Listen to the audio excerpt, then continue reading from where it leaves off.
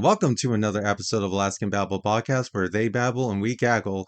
Today we are joined by Candice Shumate, a local film photographer here stationed in Eagle River. Welcome to the show. Welcome to the show. Thank you so much. Yes, of course. We've scheduled it out for quite some time ago, and I'm glad to see you onto the show. Hmm. So thank you for taking your time out of your day, especially in the negative degree Yeah. weather. It has been freezing out there Yeah. lately. Yeah, it's last night it got up down to -19, so my car did not want to start this morning. I don't think winter's going to be as forgiving to us this year as it was last year, that's Mm. for sure. No, not at all. No, not at all. So, as a film photographer, are you excited for the winter season? Yes, I actually love to shoot more in the winter when it comes to film photography because when it's like really pastel-y outside and I love the snow and so I like going out there like taking pictures of like a lot of things that people don't get to see, Yeah, especially my family in the lower 48. They don't get to see as much snow in winter as we get up here. yeah. So I love taking pictures, especially in the winter time. I would agree with that. The problem with me is I Hmm. don't like being out in the winter to take pictures during the Yeah, winter time. especially now that it's so cold. Yes, it's been an incredible cold snap these last 2 weeks. Yeah. I already had an experience with my wife's car where I had to change the battery out Yes. in Hmm. the cold winter in negative degrees, where I unfortunately dropped my tool down in the vehicle bay. So that was quite unfortunate. Yeah. Yeah. So you started when did you start film photography? I started in May of last year, in May of 2024. Analog Alaska invited me to one of their photo walks. Oh, nice. Shout out Analog Alaska. Good job, Khalil. We love you guys. So yeah, I literally Tia DM'd me on Instagram. She was like, "Hey, we're having a film photo walk if you want to join us." And I'm like, "I've never shot film before in my life. Hmm. I've only shot digital up until that point." And do you have a lot of experience with digital Yes. photography? Yeah, I've been doing digital for about 5 years now. Okay, Yeah, I started in high school in a yearbook class. interesting. Yeah. Very nice. And then I went to trade school for photography and I have a associate's degree. There's a trade school for photography. Uh-huh. Yeah. Where's that at? It's in Oklahoma where I'm from. Interesting. Hmm. Interesting. Yeah. Very interesting. What was your thoughts when you initially started film photography? I was like, I have no idea what I'm doing. Yeah. I literally showed up with my digital camera because I was scared I was gonna chicken out. And yeah, I literally went up to like one of the cameras that they had like donated where you could use them, Hmm. and I picked a Nikon N6006. Yeah. Uh, like it's like a semi-automatic film camera. Hmm. And I picked it up and I was like, I have no idea how to open it. I have no idea how to put the film canister in it. So I turned to this guy. He was like super tall. Like I'm only 5 foot, so he was like super tall, towering over me. His name is James. Yeah. And I was like, I have no idea how to do this. Can you show me? And so he kind of showed me how to do it. He was like, since this is semi-automatic, you just point and shoot it. I was like, oh, okay, well that's easy. And then when I got the film negatives back, I was like, man, this is really fun. So I got really like addicted to film photography. It does become an addiction. It Yeah. kind of gets a hold of you. And the way I like to say it's a more natural process of film Yes. photography in comparison to digital. Yeah. I'm not going to go about why I feel like digital photography is inferior to film photography because I could do that all day Hmm. long. Yeah. But one of the things I've noticed too, because like you, I didn't start my journey with photography and digital photography. I started in film photography Yeah. with a Minolta camera I bought off of uh, Value Village. Oh, that's Yeah, yeah. Thrift yeah, store cameras are the best. yeah. I get a lot of my cameras off of the thrift store. Yeah. So, it ended up becoming like a passion for me too, that I learned how to develop by myself and had to go through a Hmm. lot of trial and error to figure out how to actually Yeah. develop film.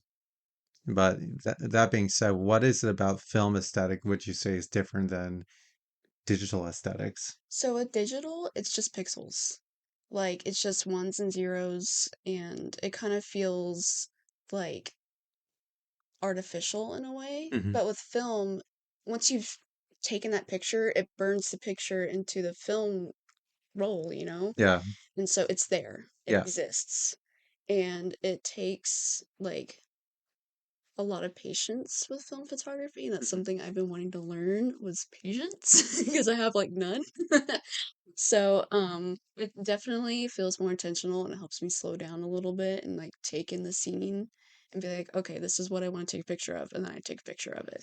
Every shot costs a penny. That's what I like to Yes, say. yeah, Every exactly. shot is worth of what, a dollar, I Mm-hmm. would say. Yeah, because rolls nowadays are so expensive. It's ridiculously Yeah. expensive, and there's been such a surge in Mm-hmm. filmography, space, especially in Anchorage in general. There's a pretty big surge of film. Oh yeah, And you would imagine because the demand of film is becoming larger, I've noticed you would think that. the supply would keep up and actually give us cheaper prices, but unfortunately, it's kind of Yeah. going the opposite way. Yeah, it's definitely going up in price for sure. Yeah, what I think the most expensive roll of film I bought had to be like 16 bucks. Oh yeah. Yeah. Yeah, I know the Portra line is like the Portra 400. Hmm. It's $25. That's disgusting. Yeah, That's I absolutely disgusting. know. These Yeah. thieving hobbits are taking Hmm. all our money. What were your prices, Kodak? Yeah, Kodak, come on. I mean, we make so much money here. Yeah. We can only afford a hobby as long as it's affordable. Hmm.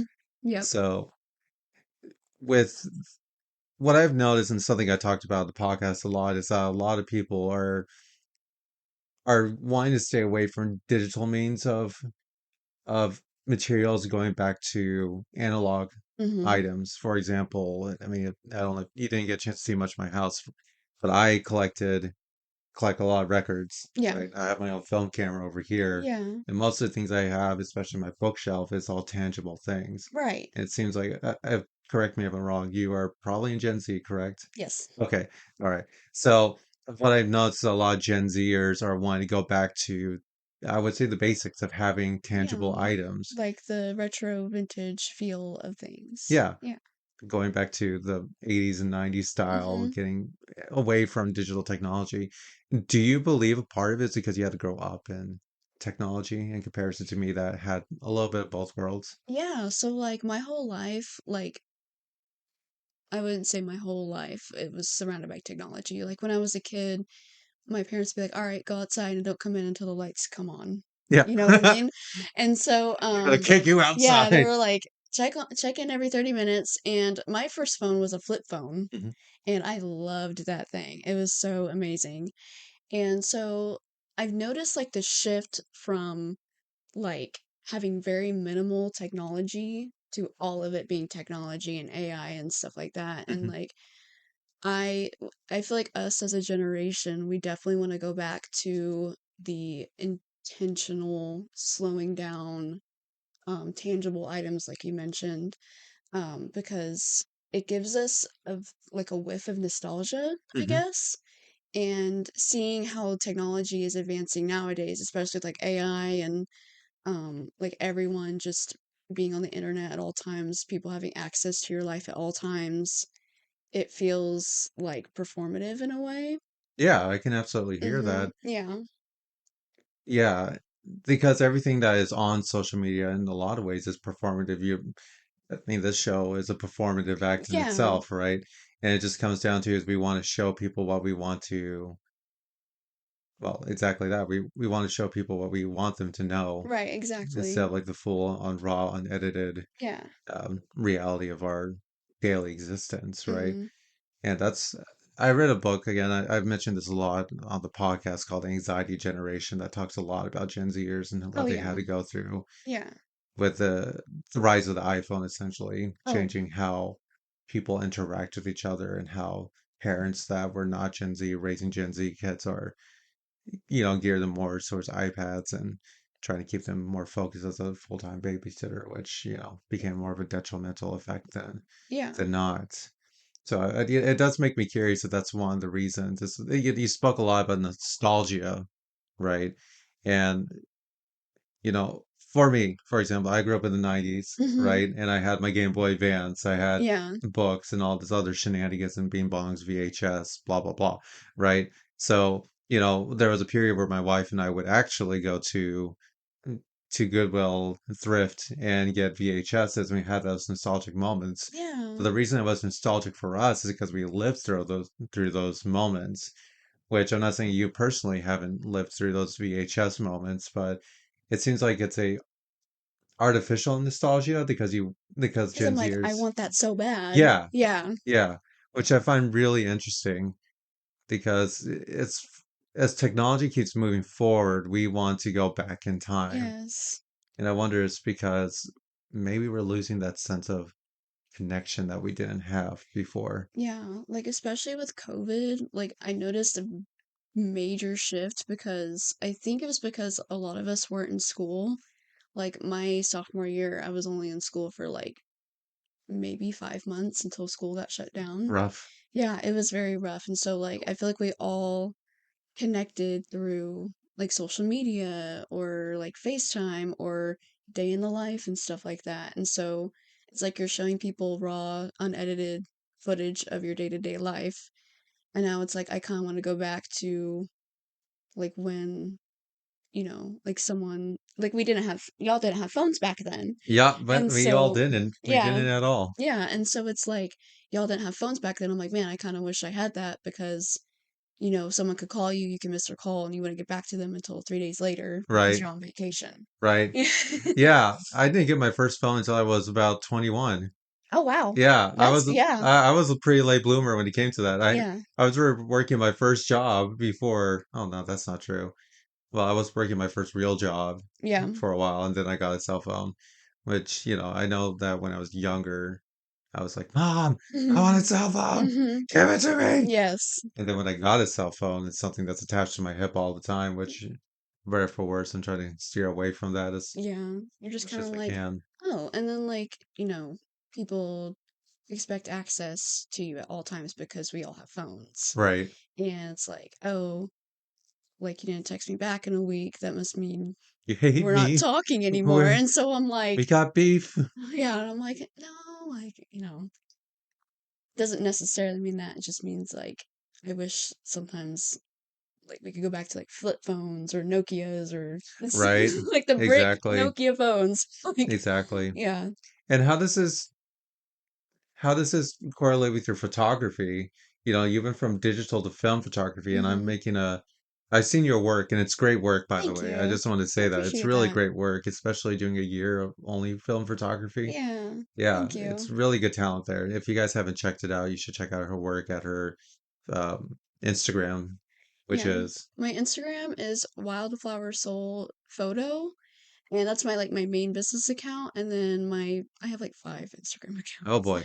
And so my film photography is wildflowersoulphoto.film. And then I also have a website. It's literally just wildflowersoulphoto.com. And then I also sell photo prints on there too. Yeah, and I would Yeah. definitely check out her Instagram. You'll find a lot of great photos there. With film photography, you steered away from digital photography in general. What is it about film photography that is more appealing to you than digital photography? Yeah. So with film photography, like I mentioned earlier, it feels more intentional and I want to slow down. Like with digital photography, you can press down your shutter as many times as you want That's true. and you can look at it. You have the satisfaction of looking at it afterwards. Like, oh, that looks good. I'm gonna edit this, this, and that. But with film photography, you take a picture, just one. You're like, oh, $1 down. And so, and then you can't look at it until the developer sends you back your scans, Right. or even that, like just your negatives. Hmm. So it just feels like I have to wait, and that's fine. Like, I feel very content in waiting on what I created. Right. And then it feels like opening a present on Christmas Day. Be like, oh, look what I got. And then you post it on Instagram. Hmm. Going back to like the whole, like, I was talking about this with my husband or like a couple days ago. I was like, everything in life seems so like second nature. Like, you see what you created and you're like, oh, I can't wait to share this with everybody. But it also feels like my craft is what I want it to be, Yeah, if that makes sense. it's your baby. Yeah, it Absolutely. literally is my baby. So Yeah. like when I share things, I'm like, this is my baby, this is what I created, and I want to share it with people. Yeah. Yeah. Yeah, it's an act of sharing. I Hmm. know with film photography in specific, with the culture that was cultivated here, and I would say it was by Tia and Khalil, especially with Hmm. the culture that was made with film photography in Alaska, Anchorage in specific. Yeah.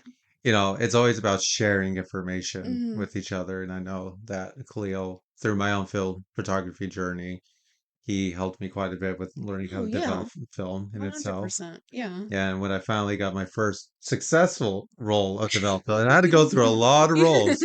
Yeah, there was so many roles with so many good shots, and then I messed up I'll share you a story about that in a second, but Mhm. I messed it up. It was really unfortunate. Then I met Khalil. He helped me with the process, and through that, I gave him a printout of the photo that I really cherished the most Yeah. with the actual negative and just gave it to him. That was something really, really touching for the both of us, I would Oh, suppose. yeah, for Yeah. sure. Yeah, he's definitely helped me in my journey as well, and he helped me develop I took a black and white 101 class with him, Okay, yeah. and I loved how they turned out. It was amazing, and just him in general, I feel like he's helped so many people Yeah, with like film photography. absolutely. And it comes down to, which is something that goes back to, Western philosophy at the very Mhm. beginning with Socrates and Plato, Yeah. is that information should be free and knowledge should be given freely with an open hand, Yeah. which is something that unfortunately I see as not being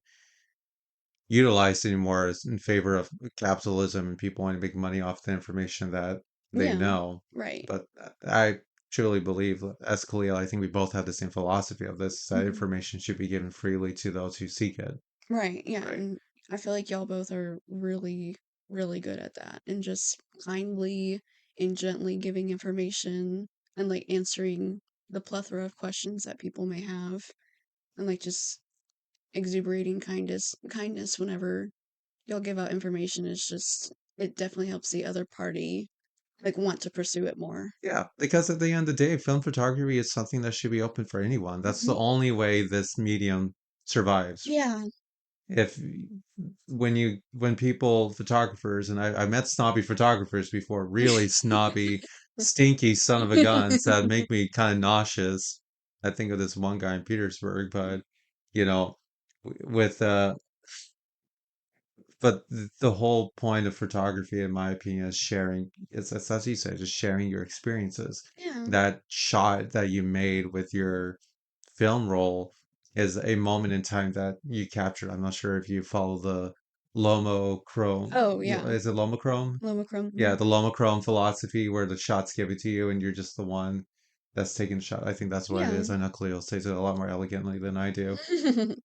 But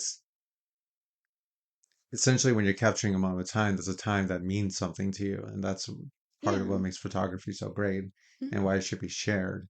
Not saying that people shouldn't make a profit off of it. I think everyone should make a profit if they could. If you're talented enough, please, for the love of Yeah. everything that's good, please Yeah. monetize your talent. Right? I mean, that's part of why I'm doing what I'm doing right here because I have a Yeah. voice, I suppose. I mean, theoretically, but uh, it just comes down to is you're sharing those experiences with the other. Yeah. And that's part of the reason why I sell photo prints too, is because like, yes, I make some profit off of it, but at the same time, when I see an order come in and they're like, I want it to look like this, I'm like, I feel so happy that someone is like, I want to hang a piece of your work on my wall. Yeah. And I'm like, I like this whole year as a total.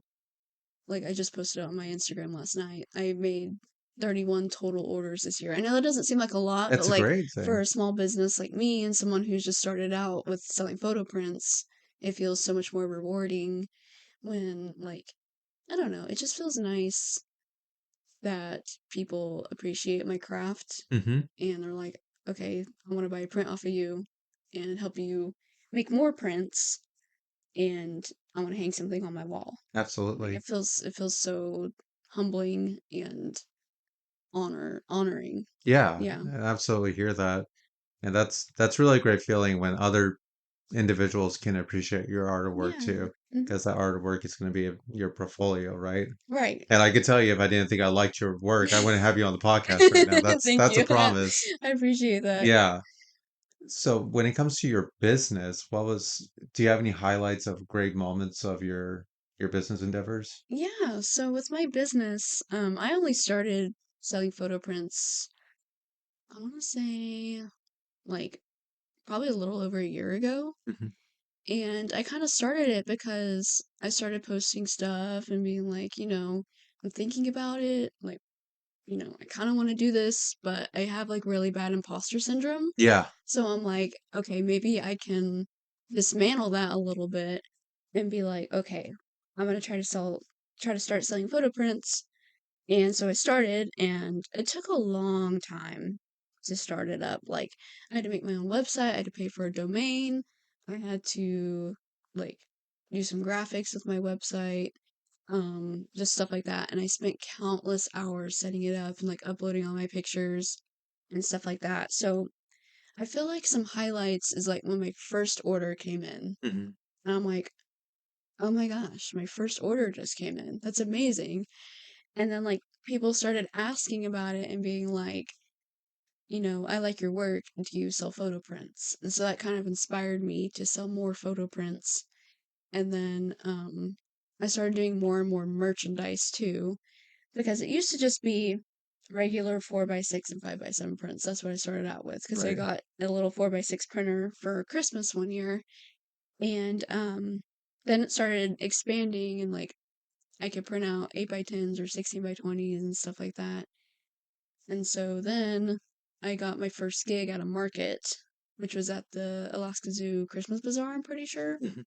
Um, and yeah, so I did that, and it was so much fun, like seeing people come up and be like, "Oh, your work is so pretty," like wanting to know more about it too. Yeah. And so I could talk about photography, especially my business, for hours. And so that's part of the reason why I came on here, Yeah. because I'm like, I want to talk about it. This seems like so much fun. And so I kind of just want to like get my life and truth out there too. Yeah. And so my first market was a highlight. And then another big highlight for me was when I got a gig at the state fair's Christmas bazaar. Oh, yeah. So that was 2 days long. Hmm. And I was like, this is amazing. I want to do more of these. And then just, yeah, I feel like the markets are a really big highlight for me. And then my first order that came in. And then when I started selling my calendars, I have like 4 different types of calendars, like the film photography, Aurora lights, um, like my 12 best pictures of the year, Hmm. and then landscapes. And so I've sold, man, I couldn't even tell you how many of those I've sold. Quite a bit. Yeah, quite a bit Quite a for bit. sure. And so that's another big highlight for me is like, oh, I want 5 calendars. I'm like, I've never had to ship off that many orders before, Yeah. So I was at the post office, like, I went there like 3 days in a row, Hmm. just sending them off.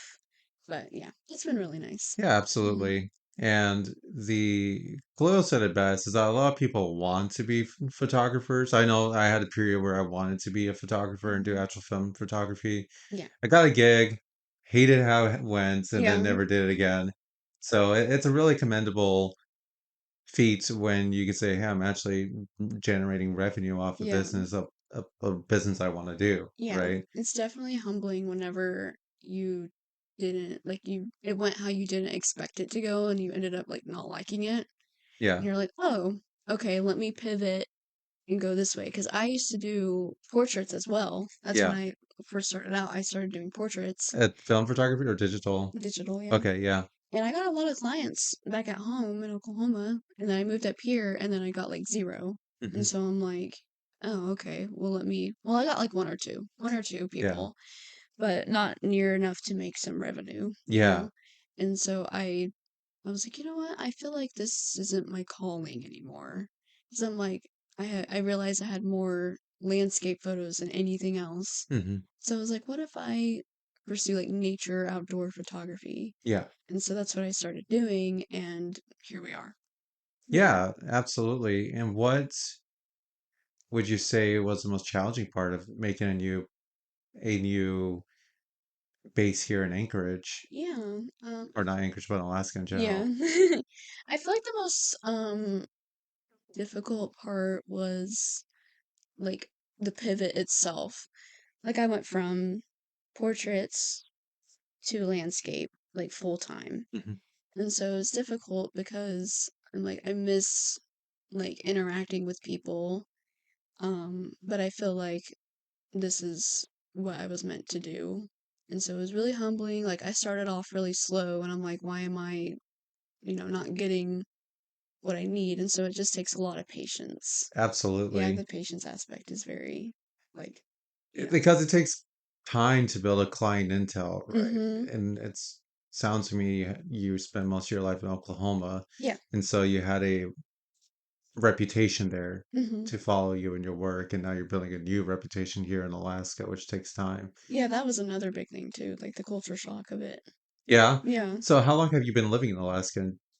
So I've been up here for a little over 3 years. I was actually born and raised in Oklahoma too. Hmm. I'm from the small town called El Reno. El Reno? Yeah, it's like 30 minutes west of Oklahoma City, so it's Okay. fairly small. Yeah. And so I grew up there. I lived there until I was 13, and I moved to an even smaller town called Calumet, Oklahoma. And how small was this small Oh my town? gosh, there was like I think the population has gone up, but when I would live there was about 500 people. Yeah. Cousins, no cousins. Yes. I know, I'm like, I mean, at this point, I think I'm related to everybody. Everybody's related Yeah, over there. everybody knows everybody, and I'm like, I went to high school there, and I graduated with a class of 24 students, so it's a very short graduation. Yeah. And I think I was top three in my class. I got valedictorian. Oh, very nice. Yeah, and Yeah. so that's kind of, yeah, it So was very. Oh yeah, you no, go no, ahead. no, keep on going. I interrupted you. That's okay. But yeah, so I lived on a farm for 5 years, Oh boy. and I raised ducks, chickens. We did goats for a little bit, but they are very destructive creatures. Yeah. And so then we got two donkeys. Their names are Forrest and Jenny. Okay. And we have two miniature ponies. Oh, okay.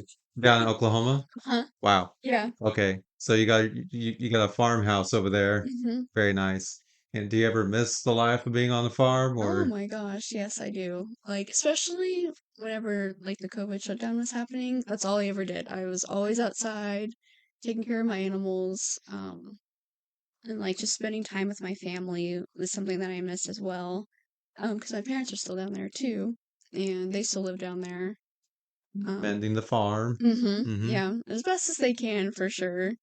But yeah, and then I also had my wedding there in June as well. So what brought you up to Anchorage? I keep saying Anchorage, but what brought you up to Alaska from Oklahoma? So my husband's dad works on the slope, Okay. and so I tell everybody the story, everybody who asks, because I used to work at the zoo, and so everybody be like, "Oh, where are you from? How did you get up here?" And so yeah, my husband's dad works on the slope, and he's been wanting to move up here for a long time, Hmm.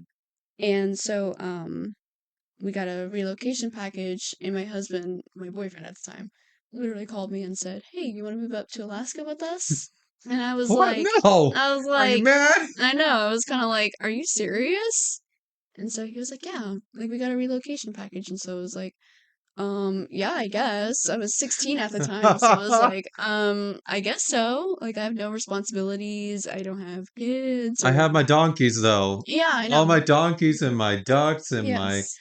and all the cows are Yeah. gonna miss me, Yeah, I man. know. I'm like, can I at least take like a chicken or two? Yeah, just a Like, couple chickens. yeah. Come on, we can put them in the luggage. Right, yeah. Then just stuff them in there. They Yeah. won't know any different, the TSA. Yeah, they'd be like, "Oh, what's this?" Oh. Oh, it's just Kentucky Fried Chicken. It's fine. Exactly. I'm like, it's just the stage before. Yeah, it's the pre-cooked Mm-hmm. meal, Yeah. and we're just taking it up because we need wholesale food. We Mm-hmm. need natural organic chicken, and we're just gonna bring it up with We us. need Chick-fil-A up here. Yeah, we do need Chick-fil-A up here. It's ridiculous. Yeah, or like a Dutch Bros, Brahms. Have you Mm. ever had Brahms? No. Oh my gosh, Do you miss it? I do. Is it what you see in your dreams? It's everything I ever needed in my life. Like they have the best butter pecan ice cream I've ever had. Oh my gosh. And it's like real, like authentic food too. Hmm. And yeah, they actually originated in Oklahoma, and I think they have some, I don't know. I feel like it's only in Oklahoma. Like, Yeah. correct me if I'm wrong, everybody, but like, I don't know for sure. But yeah, I think they're only in Oklahoma. And the last time I had Brahms was like a couple years ago. Tragedy. I know. I went to Maryland Hmm. back in September and I actually got to eat some Chick-fil-A. Oh Ooh. man, those waffle Oh fries. my gosh, you're so Oh, good. they're so good. Yeah. I don't know about the chicken, right? The chicken Mhm. that can come and go, but the waffle fries, The waffle you fries. go for the waffle Mhm. fries. Or like the sweet tea that they have is really good. Sweet tea is also very good, and Mhm. the desserts. Surprisingly, the desserts Yeah, are very it's good. really good. This is what we're missing. Mhm. Chick-fil-A. Yeah, Do your job. bring it back or bring it up here. Come over here. Yeah. We'll open this. She'll take your photos. Mhm. She'll stop doing landscape I'll and take even pictures of your I'll burgers. even work there. Oh, Like oh, there you go. You got your first employee right here. Mhm. Yeah. Yeah. Veg Bros I miss too. Oh, Veg Bros. Dutch Bros. Mhm. Dutch Bros. Banana bread. Oh yeah. That's good stuff too. Mhm. Oh, this now I'm just getting kind of hungry at No, this yeah, now point. I'm getting hungry too. Mm. So, with your transition to from Oklahoma to Alaska, I'm sure there was a cultural shift. Oh my gosh, yeah, that is the correct word for it. Like, when I moved to Anchorage in particular, I lived on 15 acres. I lived in the middle of nowhere. I literally saw the same 10 people every day. Hmm. And then I moved to It Anchorage. was your first, second, third, and fourth cousin. Yes. Yeah. Okay. And then I moved to Anchorage, and I'm like, okay, this is very different. There's a lot of like hustle and bustle when it comes to Anchorage. Hmm. Um, and there's like so many things I've never seen before or things I've never had to think about before. Yeah. Um, like especially in the winter time. That's one thing I like. I love the winter here in particular. I prefer it. But whenever I moved here, it's like super cold, super snowy, and literally Except for last year. except for this year, it was raining like Hmm. the whole winter. And yeah, so like I move up here. It was sunny the day we got here, and then it rained until it snowed. Hmm. And then it snowed like what, 4 feet in one night. Like the winter of 2022 Yeah. was very record breaking. Yep. And I'm like, is this what it is all the time? And they're like, nah, yes, I know. Like, Depends. mm-hmm, The winters have been very on and off lately. I think mm-hmm. we're having a very cold winter this year. Oh yeah. Yeah. I feel like Mother I'm. Nature's not forgiving us for last year. Oh my gosh, Yeah. yeah. Mother Nature's pretty pissed, I Yeah, think. yeah, she's really upset. She's really upset. But yeah, I think the biggest thing to get used to was all the people. Hmm. Like all the people, all the socializing. Because I'm very much a like an introvert. Yeah. Mm-hmm. Yeah. I can definitely see that. Yeah. With with this whole culture shock coming to Anchorage, is there any big difference between Oklahoma and Alaska as far as, people are concerned? Yeah, so like with people, there's a lot more and like a lot things I have to be like mindful of too. Because in Oklahoma it's like I don't know, like all our little sayings and Y'all, y'alls and y'alls. y'alls and I don't know, man. It's hard to explain out loud, but it very much is like with the people, it's very shocking. Some like a lot more people are very sociable up here. Interesting. Yeah, Interesting. Do you think yeah. the cold would keep us in and not be sociable at Mm-hmm. all? Yeah, like especially with the analog Alaska community, everyone's super like they'll just walk up to you and start talking to you. And I'm Yeah. like in Oklahoma, we really like we'll do that. Like we're really helpful people. But in Alaska, they'll just come up to you and start a conversation with you. And I'm like, this is crazy. Like like that's something I learned too. Like I'll just walk up to people and be like, "Hey, how are you? Like, what kind of camera do you have?" and stuff like that. So, it's very nice, especially because I guess my first couple of jobs I worked up here, um uh I worked at Alaska Wildberry Products, so Hmm. like a really big like touristy gift store. Hmm. And then I also worked at the zoo gift store. Mm. So I had to definitely kind of leave behind my social awkwardness, Hmm. and then I kind of had to like embrace and adhere to talking to people. Yeah. And it's very interesting, like, because I learn a lot about people when you talk to them. Absolutely. Yeah, Yeah. And one of the reasons why we talk to one another is to learn, right? right. That's the Yeah, main component of. socialization so we can learn, Mhm. which is really important. I feel like that's a skill that's being lost Yeah. in time. Yeah. I notice a lot of the youth right now, and that's and speaking younger than you. I'm assuming Gen that Alpha. no, well, Gen Alpha, Gen Z, right? I'm assuming you're around. Ooh, I'm gonna be careful. 22. Huh? You're, I'm 21. oh, Yeah. dang I it, turned one up. 22 in a few months, so Okay, yeah, well, I'm you're a little very bit off. close. Yeah. So most because I work at the school district. Oh, Yeah, yeah, yeah. I Yep, work at the school mhm. district. I work with a lot of youth, and You probably see the, 6, 7 a lot, don't you? I actually there's a teacher where I work, and the only thing he does every time he hears 6 7, he goes 6 7 6 7. I think it's hilarious. It's so It's stupid. like the 9 plus 10 stuff. Oh, I don't even know the 9 plus 10. Oh, yeah, the 9 plus 10 It's 19. equals 21. Oh, what? Mhm. No, what? Yeah, 9 plus. that was legitness. Oh, Yeah. okay. And the Yeah. Vine era is our generation. Yeah, Uh-huh. TikTok is like maybe like if you're born later than like '08 Hmm. to like present day, Yeah. you're like later Gen Z to Gen Alpha. Hmm. And so like you get a lot of like we call it brain rot. There is a lot of Skibidoo brain rot out there. You are correct about that. I don't like that toilet very much. Oh my gosh, I literally had no idea what they were talking about, and I'm like, what is this? It's so funny because it just comes off of Team Fortress 2. That's where the whole thing came from. Mm-hmm. I think it's Gmod. I don't know if you've Oh, yeah. heard of Gmod or Team Fortress before. Yeah, my husband's a really big gamer, so he's very much like kept up with the times. Yeah, I don't even know anyone that plays Team Fortress 2 Hmm. anymore. It's such an old it's it is the progenitor of Overwatch, essentially. Yeah, And it yeah. was the pre-Overwatch to Overwatch. Hmm. And that's where the Skibidoo toilet guy is the scout and the Team Fortress, which I find really funny too. Yeah. And it really tickles my fancy with because I used to play that game. So Right, it's and so so it's like funny. again nostalgic, and they wish they had that. I don't. I mean, Yeah. I don't know if they ever went on a Team Fortress 2 lobby. Mhm. I mean, those were Yeah. the wild days of the West over there. Yeah. Oh my God, the amount of slurs and racism that Yeah, came out of the I'm people's. like, don't go on there. It was a magical moment, though. Yeah. It's literally a life of rage bait. Mhm. You can go there and s- just you would have to be there at that time. It's when Xbox 360 Yes. voice chat came out because it's the most ridiculous thing.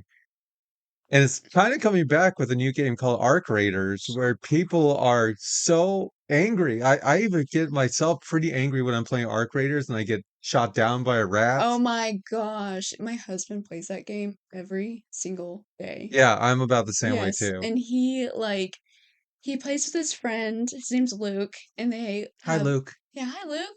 They have a YouTube channel. It's called Lukey Doo with 3 O's. Oh boy. And they stream like pretty often, and so they play Arc Raiders. And I've seen like some of the clips, and they'll like trick the other person, Hmm. like, "Hey, come over here. I'm gonna help you," and then they freaking like kill him, and I'm like, I'm like, They're rats. I'm gonna yeah. find you and we'll talk. Just wanna I'm talk. Where's your address? Yeah, let's go find your address. This is Mhm. gonna be a doxing episode. This is Alaskan Babble doxing podcast, and we're here to come for you. I don't want to be part of. There's not gonna be any pharaohs that are gonna be able to help you escape my wrath when I find you Mm, in the damn battleground. So mhm. watch out. Luke with 3 O's. Look, do 3 O's. Looky doo. Mhm. Yeah, it's so funny. And I think the reason why Arc Raiders works so well is because people are openly communicating on the mic. Oh my gosh, the what's it called again? Like the proximity chat. Proximity chat. That's like the best thing about any video game is Oh like, yeah. And people are usually just so afraid to speak on chat, but now for some reason Arc Raiders has unleashed the yeah. floodgates. I feel like I'm back in the Xbox 360 era playing Mhm. Modern Warfare 2 Uh-huh. with people screaming in my ears, "Get good! You suck! Scrap!"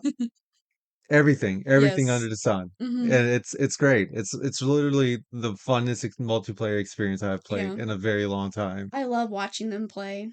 It's so fun. I love it. How many subscribers do they have on there? They have like, if I remember correctly, I think it's like I want to like the ballpark is like over 1,000 for sure. Wow. Over 1,000 Well, for I'm sure. definitely gonna look for you. Yeah. Shout out. It's gonna be a shootout when I find you on Arc Raiders. I will find you. He's gonna say challenge accepted. Oh yeah, Yeah. 100%. Yeah, Yeah, we'll he's gonna we'll be like, find each other. absolutely. We'll Yeah. find each other. We'll Mhm. meet in the damn battlegrounds. We'll go to the water sewage treatment place and have a duel. So Yeah, yeah, it's good stuff. yeah, Mhm. it's really good stuff. Mhm. And no, a little bit apologies for getting off topic over there, No, but that's how I am all the time. I'm like off topic. I'm like I'll just completely go on a side tangent and just then I'm like, babbling. all right, yeah, that's what your podcast is for. Alaskan babble. Yeah. Exactly. How much time do you spend in the field? Like shooting? Yeah. Uh, man, like it depends. So sometimes I'll be like, oh, I want to go shoot something. I want to go take photos of something. And I'll be out there for anywhere from 10 minutes to a few hours. Hmm. Especially when I'm shooting the Northern Lights. I do that digitally. It's Hmm. like probably the only thing I shoot digitally. It's hard to shoot Northern Lights on film. I want to so bad. It's my You dream. you would have to have. Oh, I think Claire's gonna hate me when he listens to this podcast if he does. 800 ISOs film at the very minimum because you have to capture all that light. Yes. And I tried it a couple times with a 400 and it didn't work very well. Hmm. So it's difficult to shoot any film at night, to be honest with you. Right, yeah. Night is not very good for film photography. Yeah, and then like I heard if you shoot with Cinestill 800T and then Mm, you push it to 1600, it'll show up a lot better. really Yeah. interesting. Yeah, because whenever this last January, Khalil invited me to shoot a film set on film photography. Hmm. And a lot of it had to do with like indoors, outdoors, but it's dark outside. And yeah, so he'd be like, "Okay, you're gonna shoot Cinestill 800T, push it to 1600 if it's dark." And so I'm like, "Okay," so I did that, and they turned out so good, so Yeah, good. put it on the manual setting then. Uh-huh. Yeah. Yeah, no, absolutely. Hmm. And oh man, I try dark settings all the time and I never have that much success with it. So I probably have to try that out next Yeah. time I'm out in the field. Yeah. Anytime it's like darker outside, I definitely recommend pushing your film. Hmm. I started pushing and pulling like maybe a few months ago Hmm. because I was scared. I was like, I don't want to ruin my film, but it ends up like making it a lot better for some reason. Yeah. Like when you pull your film, you have a lot more shadow detail Hmm. and it makes it feel more light and pastel like Yeah, colors. absolutely. Yeah, and I think it's less contrast if I'm correct, but whenever you push it, it has a lot more green and like grungy feel to it. And then it has like more contrast, less shadow detail. Yeah. Yeah. Yeah, absolutely. That's 100% correct. You get a 10 out of 10 on our quiz today. I don't know if you were knowing that we were actually quizzing you. Oh, Yeah, shoot. it's been a quiz the whole time. It's been an oral quiz and you passed. Maybe. I don't know. I had to bring it into the judges. We'll see what Yeah. Khalil has to say when he watches this episode. He could be Yeah. like, Like, cringe. no, Not friends with no, y'all anymore. yeah, no, probably not. Yeah. Yeah, no, that sounds really cool. Yeah.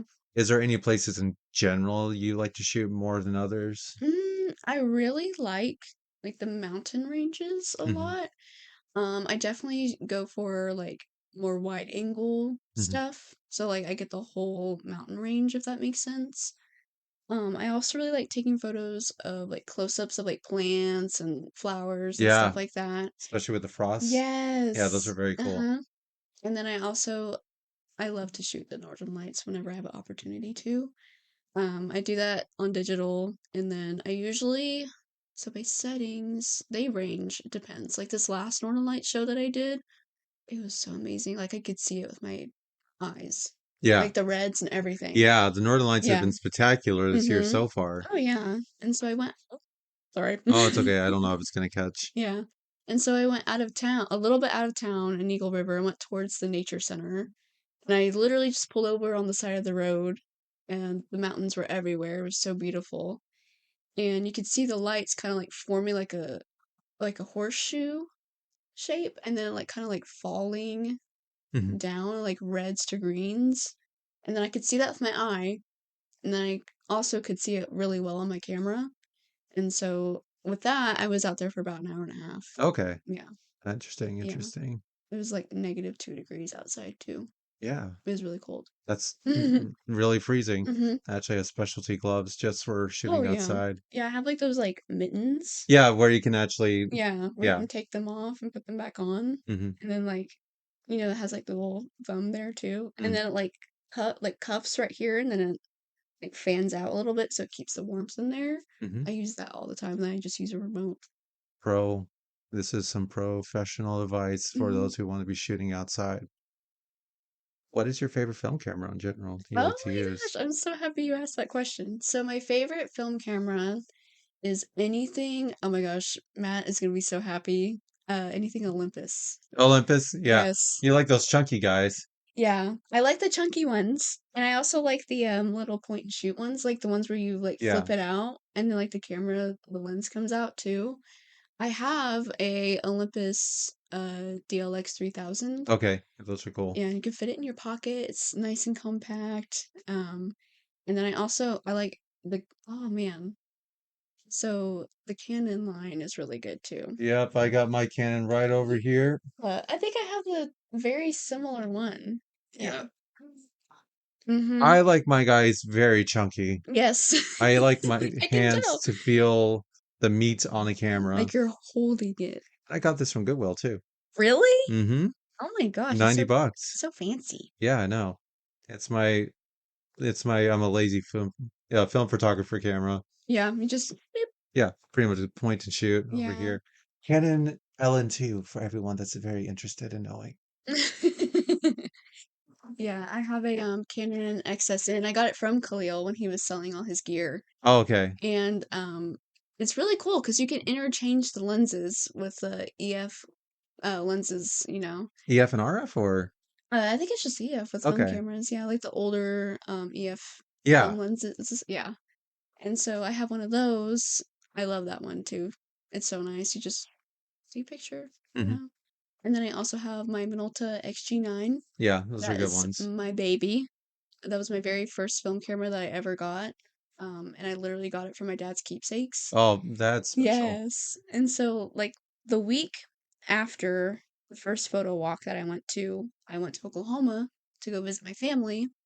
And my dad was like, "Yeah, I have these film cameras. I never use them." And I'm like, "Excuse me? I'll take them. You've had these this whole time and you didn't tell me?" Where did you put it? In the Yeah, barn? Between exactly. the hay? In between the hay bales. Underneath the donkeys? Y'all. Did you let the chickens eat it? Yeah, surprisingly enough, they were all in mint condition. Wow. Like, That's a find. mm-hmm. Like the Minolta itself, that's the one I took home. I think he also had a oh, what is it called? I forget, but it's a rangefinder, Yeah. and I like the rangefinders. And he also had a I think it was like a 80s Canon point and shoot. It's just plastic. Yeah. And so the one I picked was fully manual, Hmm. but the aperture priority worked. So Oh, okay, that's really like the good. exposure like thingamabob. Yeah. I forget what it's I called. call it the bubble looker. Yeah. It goes like this. Yeah. Mm-hmm.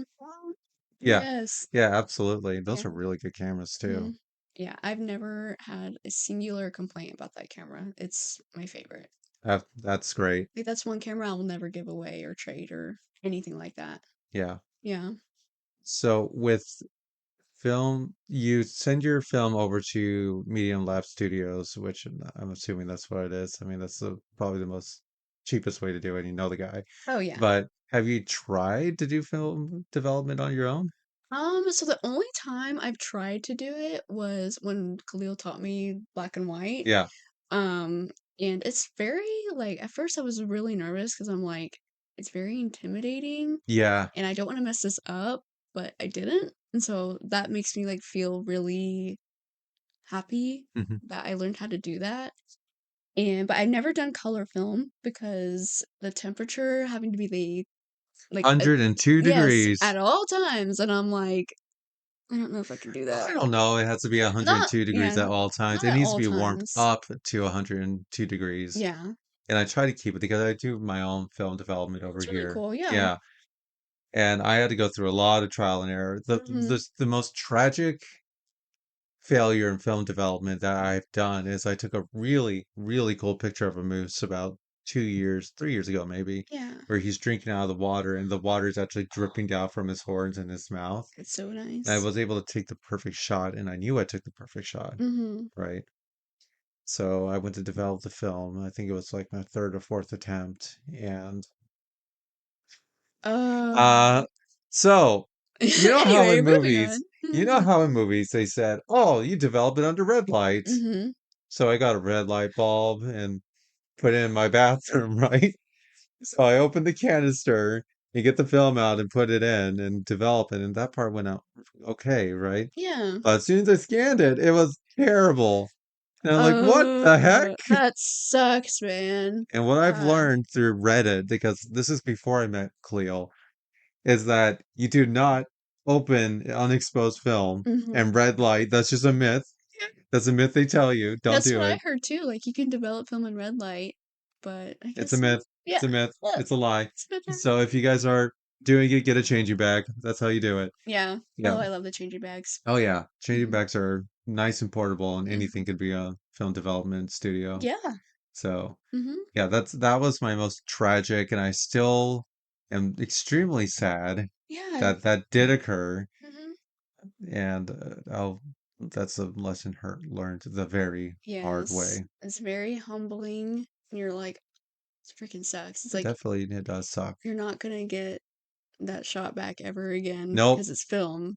And so I'm like, "Man, that sucks." But, yeah, I've had a few instances like that, like, I went to Salmon Fest, uh 2023? Hmm. I'm pretty sure. No, 2024. Yeah. And yeah, so I got 4 rolls of film Hmm. and I shot them all at Salmon Fest. And yeah, I did not load them correctly. So I got 0. Luck Zilch. Yes, but luckily I noticed it before I went to go get them developed. Oh I was boy. like, I did not shoot those correctly because it gives a little pushback whenever you advance the film. Yeah, and And this I is the manual camera you tried. Yes, Oh, okay. and I noticed that it didn't give any pushback whatsoever. And so, yeah. And so I'm like, great. And so instead I shot like something else with it, but Oh yeah. lordy day. Mhm. That would disappoint me It was so immensely. sad. Yeah. I know on my first photo walk, the first one that Analog Alaska did, I was actually a part of it, and I keep saying every year I'll go to the next one, but it ends Yeah. up never happening. Mhm. I had film and I shot some really nice photos Yeah. and I put it in my pocket. And I think we were posing on top of a snow barge or something like that. Oh, yeah. And I walked back, looking in my pockets, and my film was gone. So I have a whole canister of film that's missing, Oh and no. I'll never find it again. And there was some really Dang. nice photos on there too. That sucks. Well, Yeah. hopefully someone found it and developed it. It's like, oh, this is so cool. You know, there's something funny about that because there's in Eagle River, there's a which I know you probably know, there's that thrift store in Eagle River. Oh, is it All Seasons? Maybe it's pretty much owned by this older lady. Mm-hmm. And when I went there, there was a used film roll, right? And she was selling it. And I was like, hey, this film roll is actually used. You want to buy it for 50 cents? What am I gonna do with used film? It's Yeah. completely done. Yeah. I'll sell it to you for 50 cents.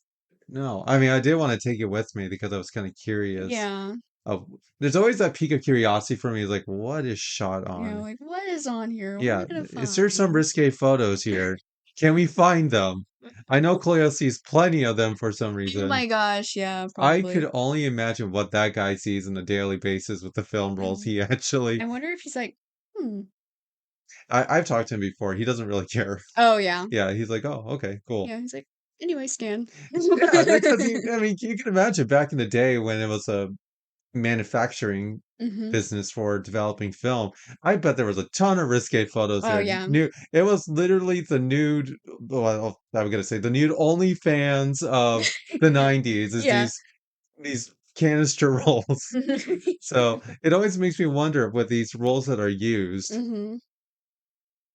I wonder what kind of photos these people took. I know, like, part of me, because like, I have found some used rolls before, and, like, part of me wants to develop them, but another part of me is like, "I don't know." I don't know. Just take it. It's an adventure. Yeah, I guess, it's definitely It like can't be a any worse than Game of Thrones, right? um, It can't be. It can't don't be any worse. don't even get me started. Like, I always get Game of Thrones and, like, The Hobbit mixed up Oh because I boy. feel like they're, like, in That's the same. they're both fantasy. Yeah, and so I'm like, I always get all those mixed up. I never watched any of them Yeah. because 'cause I'm more like a, I don't know, I'm more like the watch 3 of the same shows over and over and over again type of person. Okay, I'm gonna make a wild guess what the shows are. Okay.